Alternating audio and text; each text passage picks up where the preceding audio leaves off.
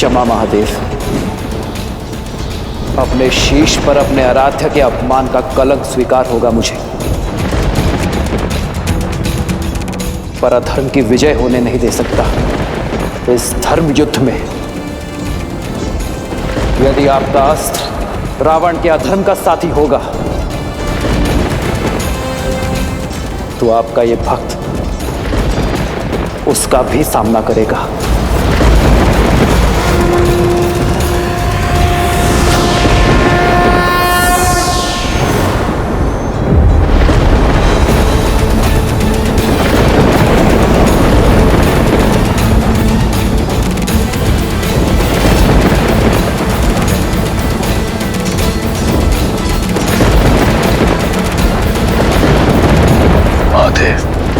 चंद्रहास कहां गया?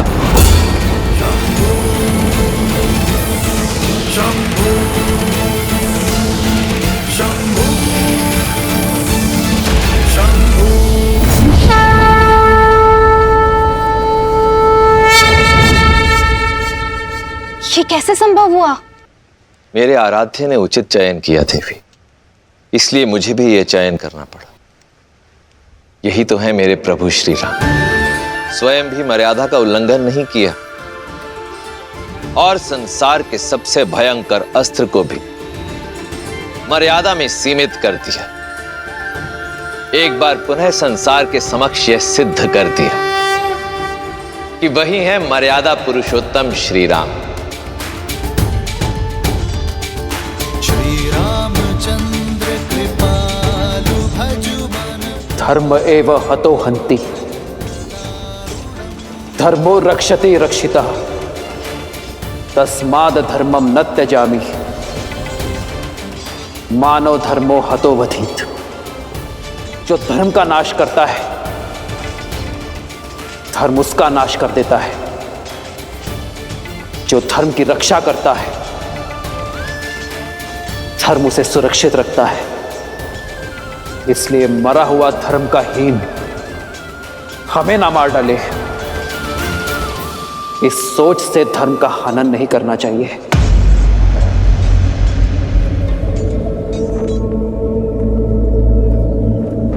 प्रभु, सूर्यास्त होने को है। इस दुष्ट के पापों का दंड आप इसे शीघ्र ही दे दीजिए। अंत कर दीजिए इसका, अंत कर दीजिए इसका। मार डालो इस दुष्ट को, मार डालो, मार डालिए इस दुष्ट को, मार डालिए।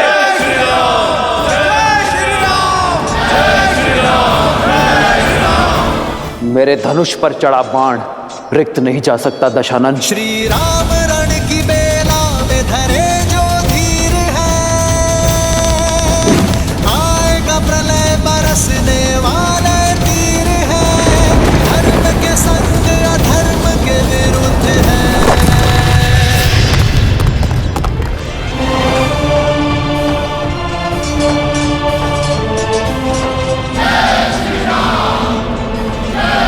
भूमि पर आने में देर नहीं लगती।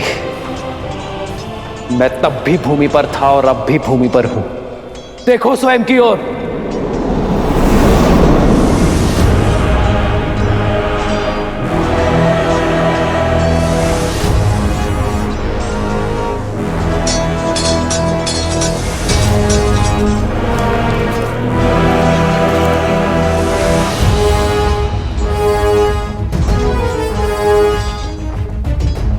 प्रभु, सूर्यास्त होने में कुछ ही समय शेष है।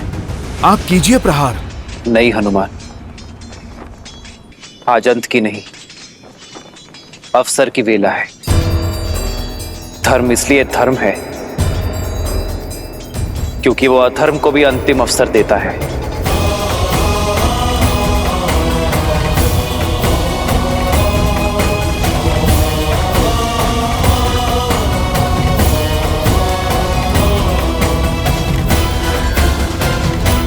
मित्र, कितने अवसर दिए अपने रावण को। हनुमान से संदेश दिया, अंगद समझा कर आया, परंतु रावण, कोई प्रभाव नहीं हुआ उस पर। परंतु आज क्यों? क्योंकि मेरा धर्म एक निहत्थे पर प्रहार करने की अनुमति नहीं देता।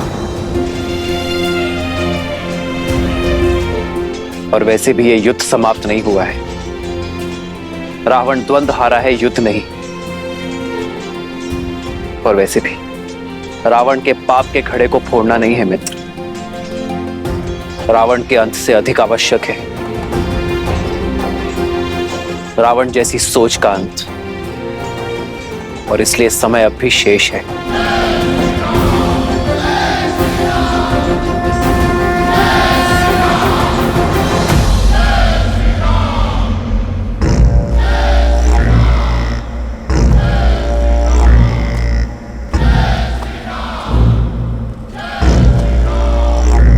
मैं दशरथ नंदन रघुवंशी वशिष्ठ और विश्वामित्र का शिष्य राम अपनी सेना के साथ काल बनकर टूटूंगा।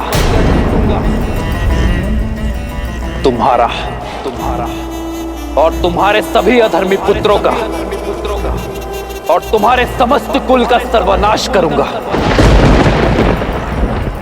अब इसके साथ तुम जो भी कार्य करोगे उसका कर्म फल भी तुम्हारा ही होगा। अब ये तुम पर निर्भर करता है रावण कि तुम इसके साथ पुण्य की फसल काटते हो या पाप की।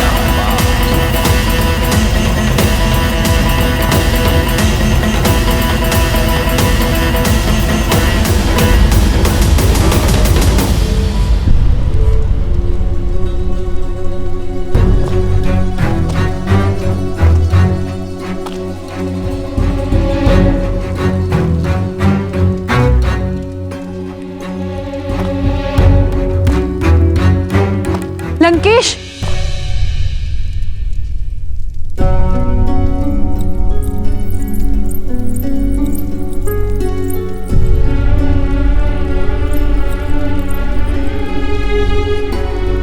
इतने वर्षों में पहली बार आपको इतना विचलित देख रही हूं लंकेश। किस चिंता में लीन है दशानन?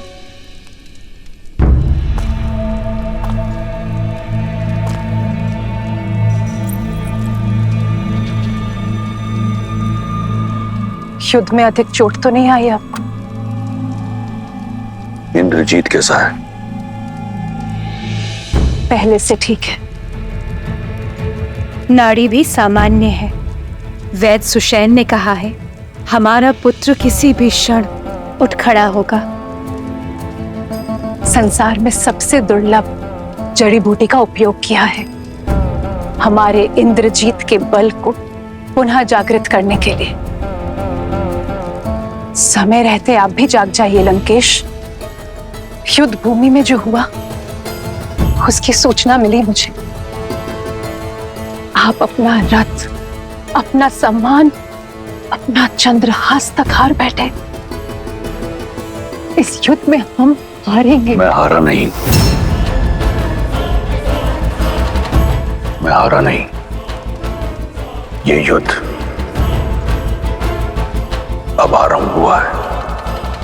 लंकेश, श्री राम के तेज की किरण मात्र देखी है आपने। मुझे भय है कि जानती हूं मैं बार बार वही कह रही हूं और आप स्वीकारेंगे नहीं। किंतु सत्य यही है लंकेश, आपके शुभ चिंतकों की चिंता उचित है। जो वहां सन्यासी के वेश में खड़े हैं वो साक्षात श्री विष्णु हैं। कदाचित इसीलिए आपके महादेव, आपके आराध्य, उन्होंने भी आपका साथ नहीं दिया, क्योंकि नारायण उनके आराध्य हैं लंकेश।